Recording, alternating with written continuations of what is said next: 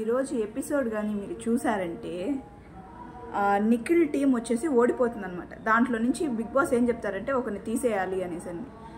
First Manikanta వచ్చేసి నేను వెళ్ళను, నేను టీంలో నుంచి నేను పార్టిసిపేట్ చేయకుండా నన్ను ఎలిమినేట్ చేయొద్దండి అనేసి ఆర్గ్యూ చేసుకుంటాడు. యష్మితో కానీ నిఖిల్తో కానీ అందరితో ఆర్గ్యూ చేసుకుంటాడు.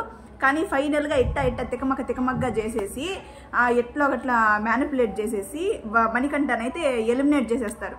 ఎలిమినేట్ చేసేసిన తర్వాత మళ్ళీ సెకండ్ టాస్క్ ఆడతారు. దాంట్లో వచ్చేసి సీత టీము ఓడిపోతుంది కాబట్టి దాంట్లో నుంచి ఒకరిని ఎలిమినేట్ చేయాలనేది ఎలిమినేట్ చేయాలని బిగ్ బాస్ చెప్తారు. ఆ ఛాన్స్ ఎవరికి ఇస్తారంటే శక్తి టీంకి ఇస్తారన్నమాట. ఫస్ట్ టాస్క్ గెలిచి శక్తి టీం ఓడిపోయినప్పుడు బిగ్ బాస్ వచ్చి వాళ్ళకి శక్తి టీం వాళ్ళకి ఇచ్చేసాడనమాట చాయిస్.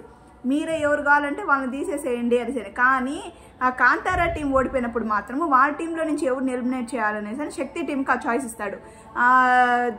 నిఖిల్ ఏం చేస్తాడు, తెలివిగా ఆలోచించి వీళ్ళ టీమే గెలవాలి అని చెప్పేసి నబీల్ని తీసేస్తాడు వాళ్ళ టీంలో నుంచి. ఇది ఎంత అన్యాయం అసలు, ఎంత చండాలం అసలు.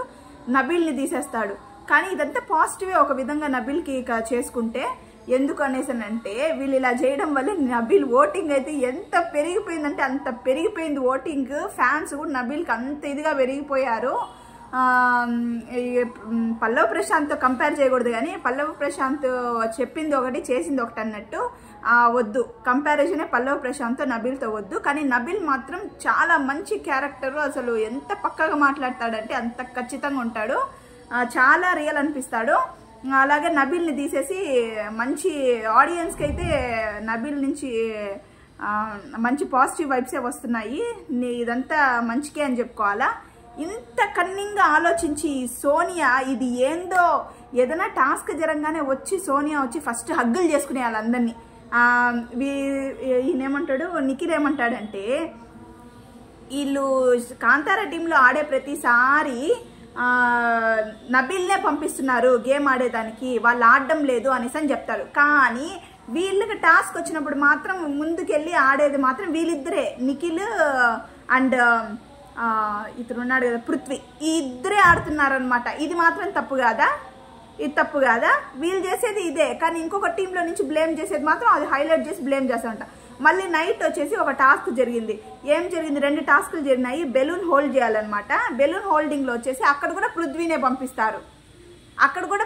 పంపిస్తారు. మళ్ళీ ఇంకొక టాస్క్ జరిగింది ఏంటంటే స్క్వైర్ టాస్క్ అనమాట. మొత్తం బాక్స్ వచ్చి స్క్వైర్గా చెప్పాలి. దాంట్లో కూడా నిఖిల్ అని పృథ్వీనే వెళ్తారు.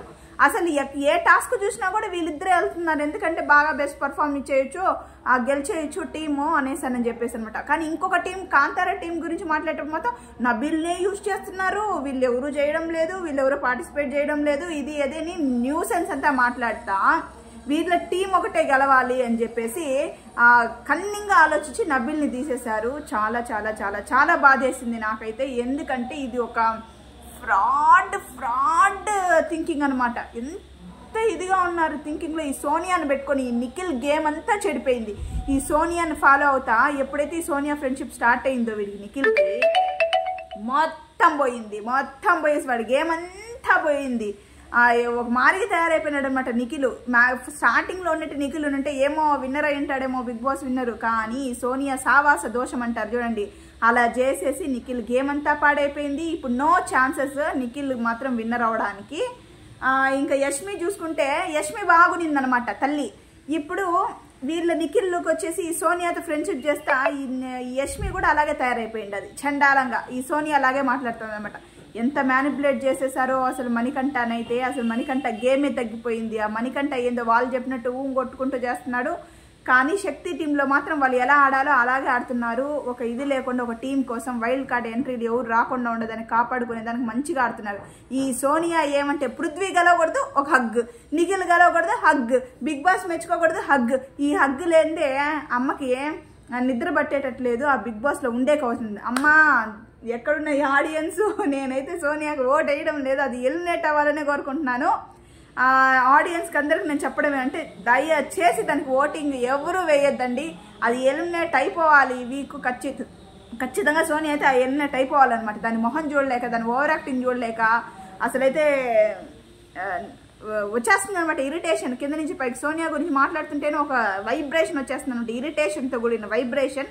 నేను ఈ వారం వచ్చేసి సోనియా పక్కాగా ఎలిమినేట్ అవుతుందని నేను అనుకుంటున్నాను. కానీ బిగ్ బాస్ గారు ఏం ప్లాన్ చేస్తారో మనకైతే తెలియదు.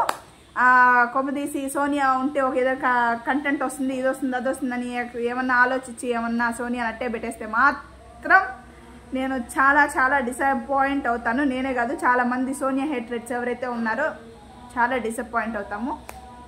అమ్మ సోనియా తల్లి, నువ్వు మాట్లాడేది చూడలేకుండా ఉన్నాము, నువ్వు చేసేది చూడలేకుండా ఉన్నాము. నీ హగ్గుల పురాణం అయ్యయ్యో చెప్పలేకపోతున్నావు. నీకు కొన్ని వీడియోస్ ఉన్నాయి, అవి ఎట్లున్నాయంటే పరమచండ అష్ట దరిద్ర నికృష్ట దరిద్రంగా ఉన్నాయన్నమాట. అట్లాంటి క్యారెక్టర్ పెట్టుకొని నువ్వు ఇంకొకరిని ఇంట్లో బ్లేమ్ చేస్తా కూర్చోన్నావు అనమాట. నీకు ఎలిమినేట్ అయినప్పుడు ఉంటుంది సోనియా, నీ ఫేస్లో ఎలిమినేట్ అయినప్పుడు నీ ఫేస్లో అవి ఉంటాయి కదా, అవి చూడాలని నేనైతే ఈగర్గా వెయిట్ చేస్తున్నాను. అండ్ నా వీడియో కనుక మీకు నచ్చినట్టయితే ప్లీజ్ చివరి వరకు చూసిన వాళ్ళు ప్లీజ్ లైక్ చేయండి. అండ్ అలాగే కొంచెం చూసిన వాళ్ళు కూడా లైక్ చేయండి. నా ఛానల్ ఎవరైతే కొత్తగా చూస్తున్నారో ప్లీజ్ సబ్స్క్రైబ్ చేసుకోండి, కొత్త వాళ్ళకి సపోర్ట్ చేయండి. And myself Lasya and I love you as usual. Bye.